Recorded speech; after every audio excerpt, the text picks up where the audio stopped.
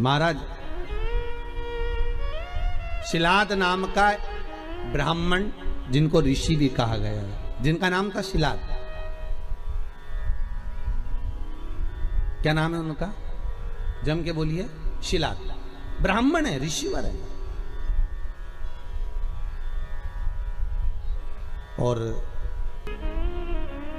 अच्छा, संतान नहीं हो, किसी नारी की गोद, अगर स्त्री की गोद अगर खाली रह जाए तो भी दुख होता है उसको कि मेरे घर में औलाद नहीं, संतान नहीं। हम कई बार कहे, आज फिर कहते हैं, ये टेस्ट भी बाद में कराना, सारी जांचें बाद में कराना। एक बार शंकर का भजन कर कर देखना। पिछले वर्ष कथा में तुमरुका जी की जो कथा कही थी, यूट्यूब पर डली हुई, अगर आप लोगों ने नहीं सुनी हो तो उसको निकालना यूट्यूब पर। श्री तुमरुका शिव महापुराण की कथा हमने कही थी, तुमरुका जी का व्याख्यान, उसमें वर्णन किया था। सब जगह से अगर हार जाओ और सारे रिपोर्ट आपकी आपने सब दूर दिखा ली, तो एक बार शंकर पर भरोसा कर कर तुमरुका जी का नाम लेकर सफेद आंकड़े की जड़ को शिव जी पे से रजस्वला धर्म के 7वें दिन 21 बार घुमा लो। नाम गोत्र बोलकर कमर में लाल धागे में बांध लो। पीपल के पत्ते शिव जी को चढ़ाओ, उठाकर लाओ। उस एक पत्ते को रात्रि को गाय के दूध में उकालो और उस दूध को दोनों पति पत्नी पियो। साथ रहिए, समय आएगा, बाबा चाहेगा तो 3 या 4 महीने में गर्भ ठहर ही जाएगा। सारे डॉक्टर को दिखा लिया अपनी जगह, टेस्ट भी करवा लिया अपनी जगह, पर एक बार प्रयोग, और वो विश्वास रखकर करना पड़ेगा। शंकर पर जो भी कार्य कर रहे हो आप, जो उपाय कर रहे हो आप, शिव का स्मरण कर, भगवान पर अगर विश्वास रखोगे, भरोसो दृढ़ इन चरणन करो, श्री वल्लभ नक चंद्र छटा बिन सब जगह माही अंधेरो। अगर भरोसा है तो शंकर है, और भरोसा नहीं तो शिव कहां से? विश्वास लेकर अगर आए हो तो काम तो होगा। ये लोग काशी से आए हुए हैं, विश्वास लेकर ही तो आए होंगे कि हम जाएंगे शंकर की कथा में तो बाबा कृपा जरूर करेगा। कई लोग यहाँ पर बैठे हुए हैं जो विश्वास लेकर आए हुए हैं, दूर दूर से आए हुए हैं, केवल विश्वास लेकर कि भगवान कृपा करेगा किसी ना किसी रूप में, मुझे विश्वास है कि बाबा मेरी सुनेगा। और फिर कहता हूं, कथा में अगर आपने मन लगा लिया, भले टीवी चैनल के माध्यम से श्रवण कर रहे हो, भले मोबाइल के माध्यम से श्रवण कर रहे हो, भले पंडाल में सुन रहे हो, बाबा से अगर दिल से आपने अगर कह दिया तो 3 महीना बहुत होता है सब कामना पूरी होने के लिए। मेरा बाबा आपको कुछ ना कुछ दे ही देता है, बस आपकी रुचि के अनुसार सुख प्रदान कर ही देता है। आप उस पर विश्वास, भरोसा, भटकना नहीं है हमको, मार्ग से विचलित नहीं होना। कई लोगों की आदत रहती है, पहले राम जी के पास चले जाएंगे, राम जी से काम नहीं होगा तो कृष्ण के पास चले जाएंगे, कन्हैया जी से काम नहीं होगा तो हनुमान जी के पास चले जाएंगे, हनुमान जी से नहीं होगा तो शंकर जी के पास चले जाएंगे। पर शिव महापुराण की कथा कहती है, गुरु जी के 2 चेले,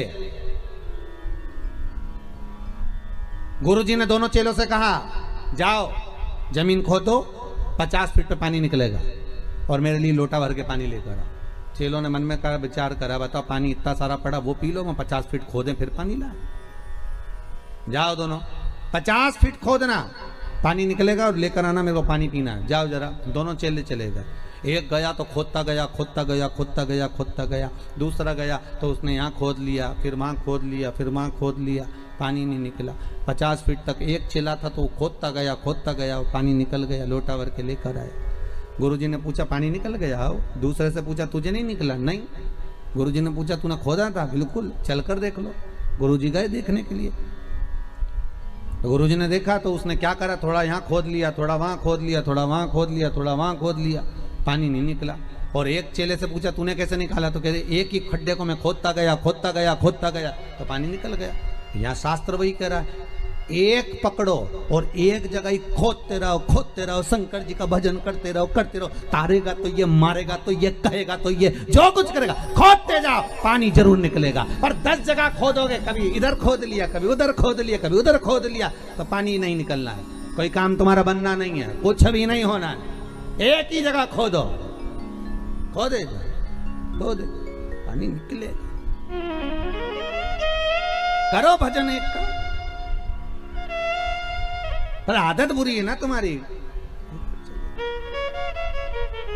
फिर कोई घूम रहा था उसके पास, फिर किसी के पास।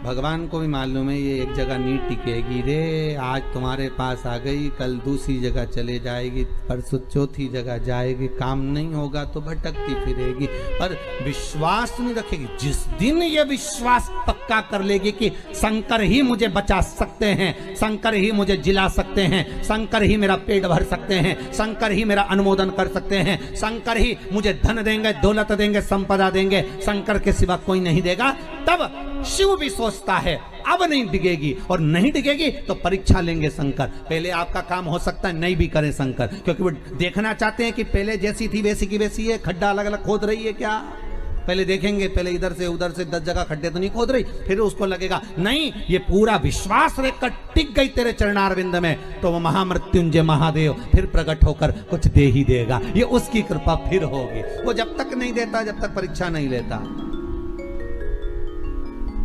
सास बहू को चाबी जब तक नहीं देती, जब तक सास बहू की परीक्षा नहीं ले लेती। सास को भी लगता है कि बहू को चाबी दूंगी और मालूम पड़े होता है। एक ससुर जी मर गए, बहुएं रोने लगी, खूब चिल्ला चिल्ला के, खूब धाड़ धाड़ के रोई। अपने अपने पतियों को फोन लगा दिया, पतियों भी आ गए, 4 पति थे, सब 4 बहुओं के आ गए। क्यों रो रही हो? बहुएं बोली तुम्हारा बाप मर गया, पिता तुम्हारा। तो पतियों बोले तुम्हारा भी तो ससुर था, तुम्हें दुख नहीं हो रहा, रो काय को रही हो? तुमने तो कभी ससुर को 1 गिलास पानी नहीं दिया, कभी पिता को 1 गिलास चाय बनाकर नहीं दी, कभी गरम रोटी नहीं खिलाई। जब बहुएं मिलती थी तब ताने देती थी, आड़ा टेढ़ा बोलती थी, गालियां देती थी, और आज पिता मर गया तो रो रही हो। किस लिए रो रही हो तुम? तुम्हें रोने का कोई हक नहीं है।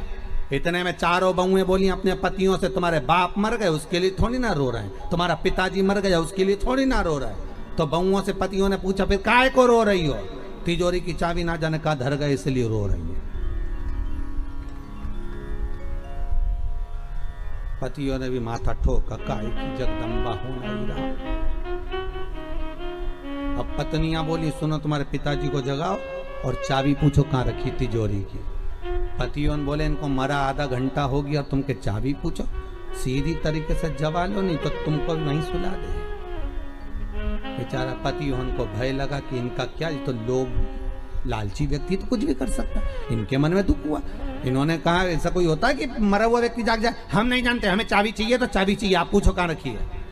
डॉक्टर साहब को बुलाया, डॉक्टर साहब बताओ हमारे पिताजी को थोड़ी सी देर के लिए जगा दो, बस जग जाएं और उसके बाद में चाबी बता के भले मर जाए, ऐसी कुछ कृपा कर दो। डॉक्टर साहब बोले 80,000 का एक इंजेक्शन लगेगा, हम लगाएंगे, पिताजी जाग के बैठेंगे, उतनी देर में पूछ लेना चाबी कहाँ रखी है, बताएंगे, फिर वो मर जाएंगे, ठीक है? पर जल्दी पूछना, इतना टाइम तक जिंदा नहीं रहेंगे हो। लगाओ 80,000 लाओ।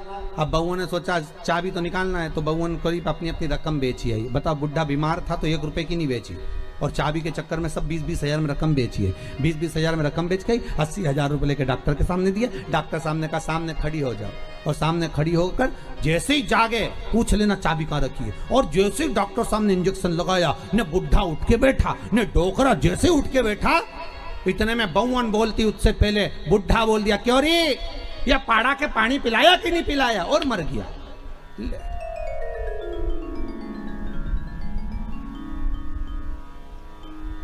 अब बहुओं तो और चिल्ला चिल्ला के रोने लगी। डॉक्टर साहब वंस मोर, एक बार फिर से डॉक्टर साहब बोले ला 80,000, फिर इंजेक्शन लगाऊंगा, अब की बार पाड़ा के पानी पिलाया, अब भैंस के पिला के मर जाएगा। ला अभी जगाऊं मैं, जगाने में क्या,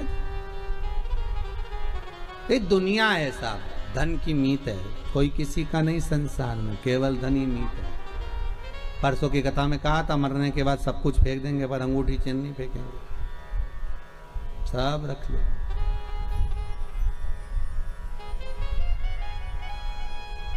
कौन फेंक रहा?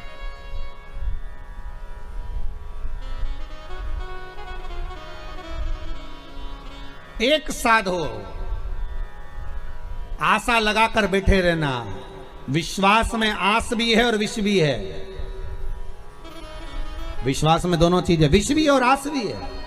आप विश्वास लगाकर अगर बैठे हुए हो तो आस अगर लगाए हुए हो तो यह पक्का है कि शिव मिलेगा जरूर, शंकर प्राप्त जरूर होगा। अगर आस लगाई है तो मिलेगा जरूर। वो मिलेगा।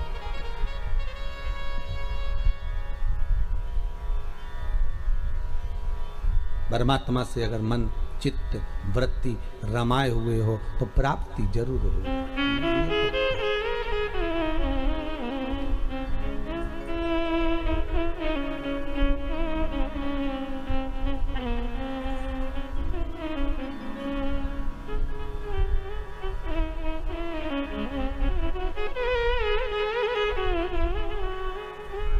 वो मिलेगा। और शिव महापुराण की कथा कहती है महाराज, उम्र भले कम हो पर भक्ति प्रबल हो। शिलाद की धर्म पत्नी से संतान नहीं थी, पर शिलाद के मन को खलता नहीं था, पर परिवार के लोग कहते थे कि कोई तो एक पुत्र हो जाए जो तार दे। तब भगवान शिव ने आकर एक वर दिया, चिंता मत करो, एक दिन जब तुम भजन करने के लिए कहीं जा रहे होगे, पृथ्वी को खोदोगे, उसमें से एक बालक निकलेगा, वही बालक तुम्हारा पुत्र कहलाएगा। निकला बालक, उसका नाम नंदीश्वर रखा। क्या नाम रखा है? नंदी। वो नंदीश्वर। पर पिता इतने विचित्र थे।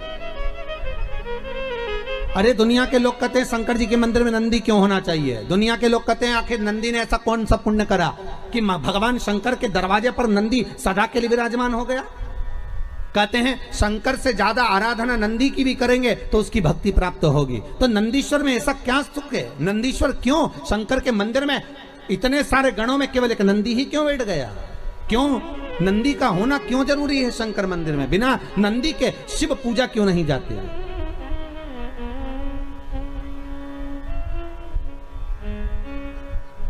बिना नंदी के शंकर क्यों नहीं पूजाते? उसका कारण केवल इतना है कि पिता ने जब देख लिया 4 साल का बेटा नंदी, उसका भरण पोषण करा, जो जमीन में से प्रकट हुआ था, जो पृथ्वी में से निकला था, उसका पालन पोषण शिलाद ने कर लिया। और शिलाद ने करने के बाद एक दिन शिलाद के यहाँ पर देवता आ गए, एक मित्र एक वरुण, 2 देव पधारे।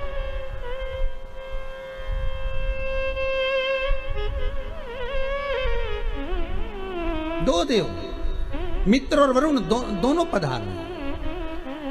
और जब दोनों देव जब आए दोनों की सेवा में, आज शिलाद ने एक काम करा, अपने छोटे से पुत्र को लगा दिया कि इनकी सेवा करना। जाओ, मेरा आपसे भी निवेदन है, बहुत भाव से कहूंगा, आपके घर में कभी साधु आए, सन्यासी आए, तपस्वी आए, संत आए, साधक आए, उपासक आए, तो मेरा निवेदन रहेगा कि आपके घर के पुत्रों को, किसको? आपके घर के पुत्रों को, आपके घर के पोतों को, आपके घर के बच्चों को सबसे पहले सेवा में लगाइए और कहिए कि जाओ जरा सेवा करिए।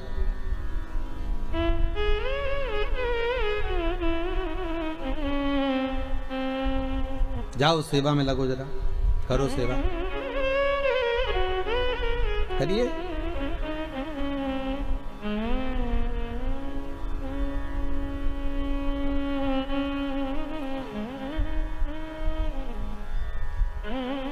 आज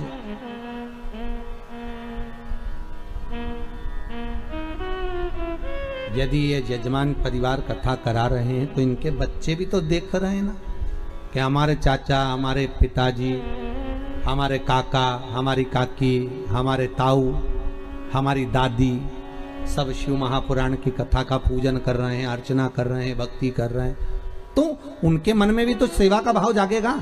वो भी तो मन में जागृत करेंगे कि हमें भी सेवा करना चाहिए, हमारा भी सेवा का भाव उत्पन्न होता है कि हम भी भगवती स्मरण करें।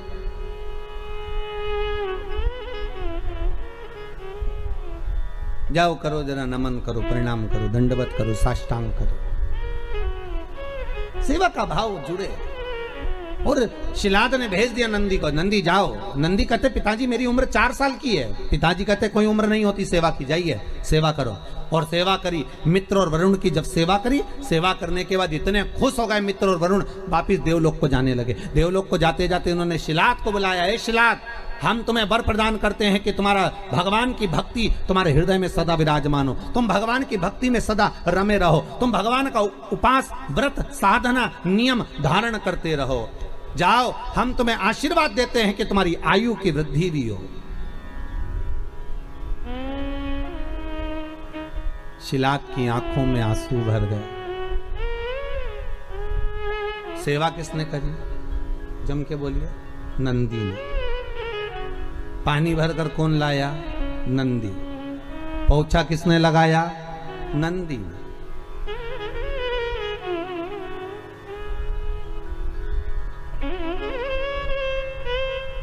पोछा कौन लगाया? नंदी। झाड़ू किसने लगाई? नंदी ने। झूठे बर्तन किसने उठाए? नंदी ने। सेवा कौन कर रहा है? नंदी। और आशीर्वाद किसको मिल रहा है? नंदी के पिता को, शिलात को। शिलात की आंख में से आंसू बह गए। हाथ जोड़कर वरुण जी और मित्र कहा, प्रभु कृपा करिए, ये बताओ, आप सारा आशीर्वाद मुझे दे रहे हो और सेवा नंदी ने करी है, आप उससे कोई आशीर्वाद नहीं दोगे?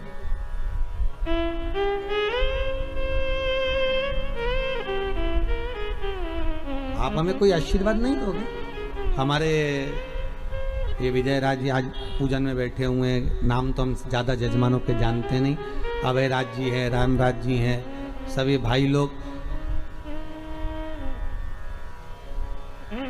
इनकी आदत ऐसी है ये नेताजी की कि ये हम छत पे भी हैं तो ढूंढ ढूंढा के पाँव पड़ने पहुंच ही जाते हैं। ये भी कम नहीं पड़ते, अभय राज जी भी हो। तो ये सब लोग, और एक वो हमारे, हम कहेंगे सारथी जी हमारे हो, उनका नाम भी हम नहीं जानते, परंतु वो लाना ले जाना करते रहते।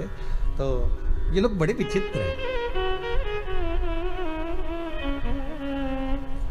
आज अभय राज जी कह रहे थे, गुरुजी ऐसा आशीर्वाद दे के जाना कि ऐसी कथा होती रहे, साल 2 साल में ऐसी कथाओं का स्मरण होता रहे, ऐसा वर दीजिएगा। हम मन में सोच रहे थे कि इतनी सेवा कर रहे हो, आगे बढ़ बढ़ कर कहीं सफाई करना, कहीं जूठे बर्तन उठाना, कहीं कुछ करना।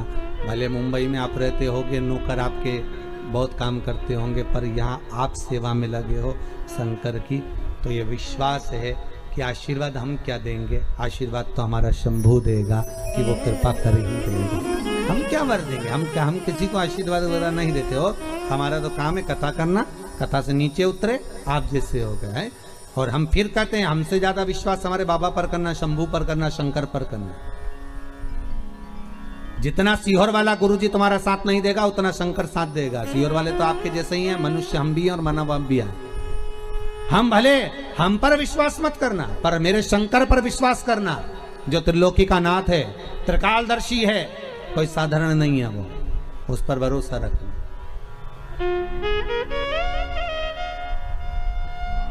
हम क्या दे? वरुण और मित्र आशीर्वाद दे रहे हैं तो शिलात को दे रहे हैं, और शिलात की आंखों से आंसू बह रहा है कि आशीर्वाद मिलना था मेरे पुत्र नंदी को, और आशीर्वाद